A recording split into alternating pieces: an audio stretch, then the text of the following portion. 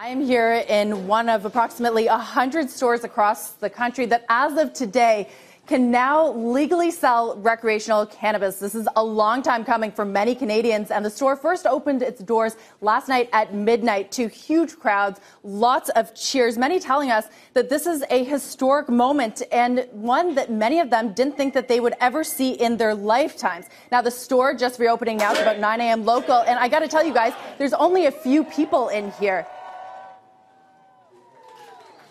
Now, I got to tell you guys, there's only a few people in here today. It seems like the big moment was last night, and today is business as usual, or perhaps they have gone back to their dealers. We don't know. This is a grand experiment playing out for everyone to see on the world stage. Now, of course, guys, this is only the start of what's expected to be a $5 billion market for cannabis sales in Canada. A lot of that windfall expected to go to the government as well as private companies. Just the anticipation of today has sent cannabis stocks surging for the last few years. This store specifically, last night they were open for 2 hours from midnight to 2 in the morning. They sold about $9,000 worth of legal recreational pot. Now, of course, guys, what happens now is a big question. There's still lots to be seen, such as how certain regulations are implemented. There's questions about border issues, as well as how to judge impairment. But guys, from the video earlier, you might have recognized someone making that first sale, and it was Bruce Linton, the CEO of Canopy Growth, Canada's biggest pot company, and he joins me here. So thanks for being with us, and congratulations. Well, yeah, this, how are you feeling? I feel great. The question marks about what happens when prohibition ends, they'll be answered over the next year. But the lineup's forming. Remember, it's 9 a.m. People go to work today, so this is something that I think is it's just the beginning. But people want to see it regulated. They want education. They don't want to see it sold in a dark alley. Right, and you were here. You flew all the way in from Ottawa to make that first sale. Why was that so important to you? Well, started this thing almost 7 years ago, and at that time you couldn't say for sure anything was going to happen. And we've gone from Canada starting in 2001 with a federal medical program to here we are October 18th with a federal, or 17th with a federal program that allows adults to make a choice. Right. And all of that ties together because without the medical, we didn't have the platform, we didn't have the ability to grow. Now, all of a sudden, the world's copying us. We're in 11 countries, all federally legal. Regrettably, we're not yet in the U.S. Let me press you a little bit on what happens next. I know there were huge crowds last night, in the middle of the night, lots of celebrations, but I talked to a lot of people in the line. I said, why are you here? Are you going to continue to come back to these retail stores? And by the way, there's not a huge amount of them yet in Canada. A lot of them told me, no, I'm here for the picture opportunity. Tomorrow, I'm going back to my dealer, and it's cheaper and better that way.